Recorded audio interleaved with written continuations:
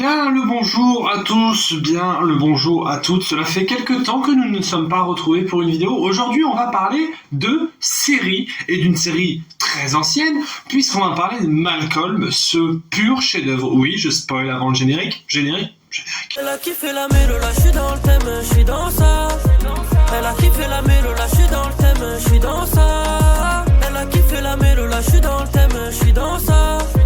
Elle a kiffé la mélo, là je suis dans le thème, je suis dans ça. Elle a kiffé la mélo, je suis dans ça. Elle a kiffé la mélo, je suis dans ça. Elle a kiffé la mélo, je suis dans ça.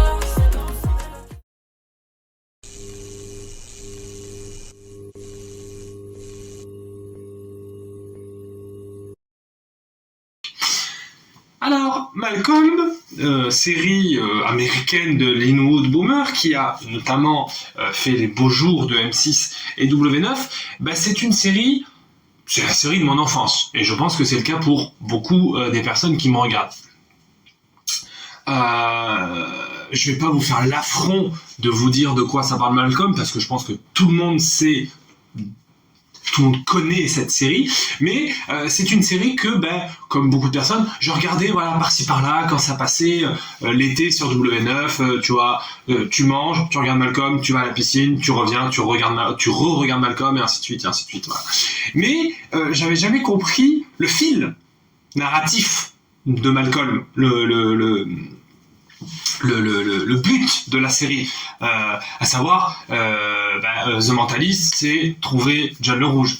How I Met Your Mother, c'est trouver son épouse. The Boys, c'est niquer Homelander, saison 5 en avril d'ailleurs.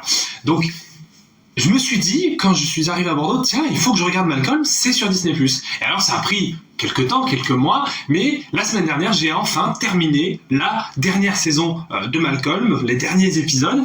Et qu'est-ce que je peux vous en dire ? Eh bien, c'est que Malcolm est un pur chef-d'œuvre. Dans le sens où c'est un chef-d'œuvre de comédie, c'est un chef-d'œuvre à tous les points de vue de la série. Dans le sens où, quand on regarde Malcolm avec un œil cinématographique, c'est la comédie, mais avec les moyens, ou en tout cas avec des envies de cinéma. Je vous assure qu'il y a des dizaines d'idées de montage, des idées de séquences, des idées de cadrage, de lumière, de décor, pour servir à la comédie. Regardez Malcolm, il y a une idée par scène, une idée par plan, où tiens, là, le personnage est là, donc je vais mettre ma caméra comme ça, je coupe à ce moment-là, et je me dis, mais attends, mais comme Dr House, je me dis, mais attends, mais c'est extrêmement bien filmé, c'est du niveau d'une grande série comme Breaking Bad, ou comme The Boys, ou vous voyez, c'est une série, donc déjà, où cinématographiquement, ça m'intéresse, parce que je me dis, ok, le scénario de cet épisode est peut-être pas non plus, voilà, en même temps, et c'est là où on va arriver sur le principal problème de Malcolm, c'est que, ok, le scénario de cet épisode n'est pas bien, mais en attendant, il y a une mise en scène, il y a quelque chose. Je vais pas parler de l'acting, parce que, alors j'ai vu la série en VF et en VO, j'ai fait quelques épisodes en VO, je trouve que la VF est un poil plus en relief, ou en tout cas beaucoup plus drôle, là où dans la VO, on a tendance à être beaucoup plus sérieux. L'anglais est une langue moins comique. Le français est une langue beaucoup plus chantante, beaucoup plus dansante, ce qui fait que ça sert beaucoup plus la comédie. C'est pour ça que par exemple une série comme Friends n'est pas drôle. Oui, je suis un hater de Friends. Venez m'insulter, c'est pas drôle Friends, vraiment, rien à foutre. On en parlera plus tard. Donc voilà, c'est une série qui tout le monde joue bien. Mention spéciale évidemment pour le GOAT absolu, Dewey, meilleur personnage de la série, mais alors de très très très loin, vraiment le plus drôle, le plus intelligent, le plus mignon. Et je savais que quand j'étais petit, j'avais tendance à moins aimer les dernières saisons de Malcolm, là où Malcolm commence à devenir un peu adulte, 17, 18 ans, où il commence à s'émanciper un peu, parce que je trouvais que dans les premières séries de Malcolm, là où les frères sont enfants, on a ce côté bêtise enfantine, ce côté mignon de l'enfance qu'on perdait un peu sur la fin de la série. Mais ça reste quand même très drôle, hein, globalement. Le principal problème, on va y venir, c'est qu'en fait, comme je vous l'ai dit, c'est une série qui n'a pas de fil rouge. Alors, ça ne fait pas forcément une mauvaise série, parce que, par exemple, Game of Thrones, le but c'est qui va être sur le trône. Tout au long de la série, c'est qui est sur le trône ou qui fait telle manipulation pour pouvoir y être. Qui va baiser qui va tuer qui. Dans Daredevil, le fil rouge c'est faut péter les méchants. Je simplifie, mais globalement c'est ça. Là, dans cette série, ça nous raconte donc l'histoire de Malcolm qui est un surdoué, tout simplement, ce qu'on appelait à l'époque une tête d'ampoule, hein, surnom de harcèlement, tout simplement, pour parler des intellos, des gens intelligents. Et là où il y a une sorte de fracture, c'est que il a un QI de plus de 170 millions, alors que sa famille est débile. Mais sans exception dans sa famille, ils sont tous débiles, mais peu importe leur âge. Alors, le père, je pense que vous avez vu un nombre d'extraits et de blagues sur Internet, il est particulièrement incompétent auprès de ses enfants, mais il a une vraie tendresse et un vrai amour pour ses enfants, et ça, dans les années 2000, même encore aujourd'hui, c'est assez rare. J'ai pas de problème avec mon père, toi, bien. Non, mais ce que je veux dire, c'est que voilà, il a une vraie tendresse envers ses enfants. Regardez plein d'extraits de Han, il y a plein de scènes où il apprend des choses à ses enfants, il fait des conneries avec ses enfants, il passe des moments avec ses enfants. Je pense notamment dans la saison 7 où il a peur que ses enfants l'oublient après sa mort, et du coup il leur achète plein de trucs, plein de jouets, plein de vêtements, même une moto à un moment donné, enfin bref. Donc voilà. Reese qui est globalement quelqu'un qui a été bercé un peu trop près du mur, quelqu'un qui a sniffé un peu trop de la colle, qu'on pourrait comparer à Bart dans les Simpsons à peu près, et Dewey qu'on a le dernier, l'avant-dernier de la famille, si j'ose dire, qui voilà je sais pas comment le définir, Dewey qui est un enculé, voilà, tout simplement. C'est-à-dire que lui, il est quasiment aussi intelligent que Malcolm, il est manipulateur, il est sournois, il est intelligent, et en même temps il se sert de sa mignonnerie pour attendrir les gens. Enfin, c'est un monstre, c'est tout simplement un monstre. Et on a évidemment aussi Francis, qui au début est envoyé en école militaire, parce qu'il faisait trop de conneries, et ensuite qui est dans le ranch, puis ensuite qui a un travail à la fin de la série. Il y a néanmoins une véritable tendresse entre ses frères. Alors oui, ils s'engueulent, oui, ils se tapent sur la gueule, oui, machin, mais vous voyez que quand ils font des conneries, ils sont quasiment tous ensemble. Quand Francis revient de l'école militaire, ou quand ils vont au ranch chez Francis, ils sont tous contents de se voir. C'est une famille qui a énormément de problèmes de communication, notamment, on y viendra, parce que il y a un personnage dont j'ai pas encore parlé, la mère, mais en même temps, il y a un vrai amour dans cette famille. Dans la famille de Malcolm, revoyez la série, il y a un vrai amour, mais sincère, entre chacun des membres. Alors, il y a des problèmes, hein, comme dans toutes les familles, mais honnêtement, tout le monde s'aime. Et ça, c'est beau à voir. Surtout que, comme je l'ai dit, en fait, le problème, c'est qu'il n'y a pas de fil rouge. Il n'y a pas de fil rouge, donc chaque épisode est, entre guillemets, un épisode propre à lui, dans le sens où tu peux voir Malcolm saison 7, Malcolm saison 5, Malcolm saison 1 dans le désordre, tu n'auras pas trop de problèmes à comprendre. Oui, des fois il y a des références importantes, genre des personnages qui meurent, etc., mais honnêtement, c'est pas si grave que ça, parce qu'il n'y a pas de fil rouge. Donc la série est juste une sorte de propulseur, une sorte de tremplin, voilà, c'est le mot que je cherchais, pour nous livrer des situations de blagues, des situations comiques, des véritables moments de comédie, parce que chaque personnage a son moment de comédie, ou plusieurs, hein. Hal, il en a 1,5 million, il y a le moment avec le robot, le moment avec les abeilles, le moment dans le bunker qui est très drôle aussi, enfin, ce personnage, il met mal à l'aise finalement. Mais, ça reste aussi une série qui est assez, je dirais pas en avance sur son temps, mais quand même un peu dans le sens où on parle, on y parle beaucoup de famille, du coup évidemment, on y parle de charge mentale, je vais y revenir après, même si je ne suis qu'un homme, je vais vite fait en parler. Donc on y parle de charge mentale, de famille, on y parle également beaucoup de respect, de consentement, de faire en sorte d'élever des enfants pour que ce soit des bonnes personnes, parce que c'est pas si facile que ça, d'être quelqu'un de loyal, parce que notamment Malcolm est quelqu'un de très loyal envers ses amis, Enfin, voilà, il y a tout un tas de petits sujets. Il y a le racisme, l'homophobie, l'homosexualité. Enfin, il y a plein de choses parce que du coup, le meilleur ami de Hal, Stevie c'est son fils. Bref, le père de Stevie Kennerman, celui qui est, vous savez, qui est en fauteuil roulant, qui est en mode, vous voyez très bien de qui je parle. Eh bien, qui est un personnage très drôle lui aussi d'ailleurs. Enfin, c'est une série qui a 1 million d'idées, qui a 1 million de personnages secondaires, tertiaires. Il y a le personnage de la belle-mère qui est horrible, mais je voudrais qu'on parle du sujet,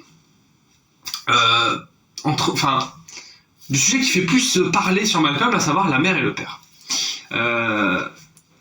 Est-ce que ce sont des mauvais parents ? Eh bien, pas tant que ça, en fait. Parce que quand tu regardes Malcolm, comme je l'ai fait à 10, 12 ans, 6 ans, 7 ans, tu te dis « Ouais, les enfants, ils font des conneries, let's go, et les parents, ils font que les engueuler, mais nique ta mère, genre, ça sert à rien, les parents, c'est nul et tout. » Après, tu grandis un peu et tu te fais « Ouais, franchement, les parents, ils sont chiants, et vas-y. » Et après, là, j'ai 23 ans. J'ai pour projet d'avoir des enfants, de fonder une famille. C'est dans mon but, en tout cas. Et en regardant Malcolm, je me dis, mais en fait, les parents, ils sont pas si mauvais que ça. J'ai vu dans la fiction des parents bien plus mauvais que ça. Hein. Genre, je sais pas, Homer Simpson, par exemple, est l'un des pires pères qui existent, vraiment. Eh bien, en fait, c'est juste que les parents sont dépassés. Parce que si, au début de la série, ils ont 4 enfants, donc Francis, Dewey, Malcolm et Reese, vers la fin de la série, ils en ont un autre, Jamie, et dans le dernier plan de la série, Lois est encore enceinte. Donc voilà. En fait, c'est juste que Hal est complètement dépassé par ces événements, par sa famille, parce que il a des enfants qui ont tous une personnalité extrêmement forte et où chacun essaye de se tirer la couette. Si j'ose le dire, j'emploie des expressions de 1712, il y a des problèmes, non. Donc voilà. Et en même temps, quand on a je crois 1 ou 2 épisodes où on rencontre sa famille, de la famille de Hal, le père, on se rend compte que c'est tous de connards déjà, et que s'il a eu de gros problèmes émotionnels avec son père, dans le sens où son père lui a jamais dit je t'aime, ou je suis fier de toi, des trucs comme ça, et du coup, lui-même a des problèmes de communication avec ses enfants, et ça se ressent sur leur éducation. Et on a souvent... Je sais plus parler, je suis con. On a souvent tendance à dire oui, mais alors dans Malcolm, la mère c'est une mauvaise mère. Eh bien en vrai non. Alors elle est... Bon, je reviens. Elle est toxique sur énormément de points. Ça c'est indubitable, parce qu'elle ne valide pas les émotions de ses enfants, elle est tout le temps dans la contradiction de ses enfants, quand ses enfants veulent un truc, elle dit « no way », et en même temps, je pense, et je suis très sincère, il n'existe pas dans l'histoire de la pop culture, de la culture au sens large, un personnage qui ait plus représenté la charge mentale que Lois dans Malcolm. Vous avez un boulot de merde, où vous faites des horaires de merde, où personne ne vous respecte, ni vos chefs, ni votre espèce de vieux collègue qui est amoureux de vous depuis le début. Ah oui, alors parce que Greg, faudra en parler lui aussi. Lui, sacré personnage. Donc voilà, vous avez donc votre boulot, ça pue la merde. Votre mari est incompétent avec ses enfants, il est incapable de les gérer. Vous rentrez d'un boulot de 14 heures, vous avez les machines à faire, la bouffe à faire. Quand vous faites la bouffe, c'est dégueulasse, les enfants sont pas d'accord, ils font des batailles de nourriture. Vous allez dans une chambre d'enfant, vous voyez un trou au plafond. Dans l'univers de Malcolm, je précise. Eh bien, je suis désolé, mais moi, Lois, je la comprends un peu. Il y a plein de situations où je suis en mode, là, Lois, tu abuses. Genre vraiment, tu abuses absolument. En mode, en fait, elle ne valide jamais aucune émotion de ses enfants. Et, en même temps, il y a un épisode un peu culte où Reese, qui est un peu caractérisé comme le débile de la famille, un peu à raison et un peu à tort, si j'ose dire, où il se fait harceler, tout simplement. Il est victime d'une blague où une des filles du lycée lui propose d'être sa cavalière de bal, et le soir du bal, devant sa porte, il y a un cochon. Et les filles disent « Ah ben tiens, c'est Sandy, machin ». Donc Reese est évidemment déprimé. Moi personnellement je me serais flingué, mais c'est un autre débat. Non, plus de blagues sur ça. Et du coup, sa mère, voyant ça et ayant vu l'événement, décide de se venger des filles. Alors, c'est de la vengeance niveau lycée, c'est pas de la vengeance Monte Cristo en mode je vais buter ta famille et tuer tes enfants, tu vois. Non. Genre, c'est des petites blagues. Mais on sent que cette mère est impliquée pour ses enfants. Donc, c'est une série qui est toujours jamais sur un pied ou jamais sur l'autre. Elle est jamais totalement toxique à 100%, elle est jamais dans le vrai à 100%, et en même temps, ses enfants et sa vie sont tellement insupportables que moi, je me dis, tout au long de la série, je me disais, mais comment a fait Loïs pour rester dans cette famille ? Comment fait-elle, sachant qu'il y a des problèmes d'argent, il y a des problèmes de machin, de ceci, de cela, son mari est incompétent, et elle reste. Donc ouais, je trouve que c'est un personnage qui représente la charge mentale, parce que c'est la charge mentale personnalisée. Genre vraiment, les enfants sont insupportables, il faut faire à bouffer, il faut faire les machines, il faut payer les factures et machin, et emmener à l'école, et... Waouh. Et pour finir là-dessus, c'est une série extrêmement drôle. Je vous ai parlé un peu des sujets un peu plus, peut-être moins comiques, peut-être plus profonds qu'on pouvait voir dans Malcolm. Et en même temps, c'est une série qui est extrêmement drôle. Oui, peut-être un peu moins quand les enfants grandissent, certes. Mais globalement, sur cette saison, c'est quand même une excellente série, quoi. C'est vraiment une école de comédie. La mise en scène, les jeunes acteurs, surtout que au début, les 3 enfants, c'est pas des acteurs pros, hein, ils débutent, quoi. Et ils sont... Malcolm est formidable, Reese également, Dewey, comme je vous l'ai dit, formidable, et ça a permis de lancer pas mal de carrières, notamment celle de Bryan Cranston, celui qui a fait plus tard Breaking Bad, qui, je pense, est peut-être la meilleure série de l'histoire de la série télé, je pense. Faudrait que je vous en parle un jour, faudrait que je revoie, mais... non, c'était dur, Breaking Bad, je sais pas si je pourrais revoir. Enfin bref, donc tout ça pour vous dire que Malcolm, c'est vraiment une vraie pépite.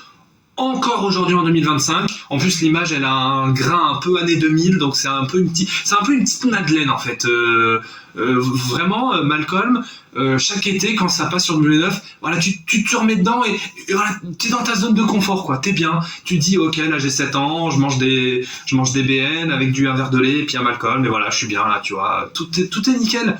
Malcolm, ça nous ramène à une époque où la vie était bien avant la France à Macron. Pardon, je me suis un petit peu emporté. Donc, tout ça pour vous dire que, évidemment, Malcolm se place dans le haut du panier des séries comiques, et évidemment, c'est toujours mieux que Dune 2, et c'est également mieux que Stranger Things. Oui, je déteste Stranger Things. Je vous en parlerai un jour, Stranger Things, ça pue la merde. Voilà, je le dis haut et fort, ne regardez pas cette série. Bref, c'était Captain Melboy, je vous dis à bientôt pour de prochaines aventures, notamment pour Avatar 2 et également les tops et flops peut-être de cette année qui sortiront. Et puis la bande-annonce de Avengers Doomsday, qui est globalement la chose que j'attends le plus après la naissance de mon enfant, évidemment. Allez, bisous, peace.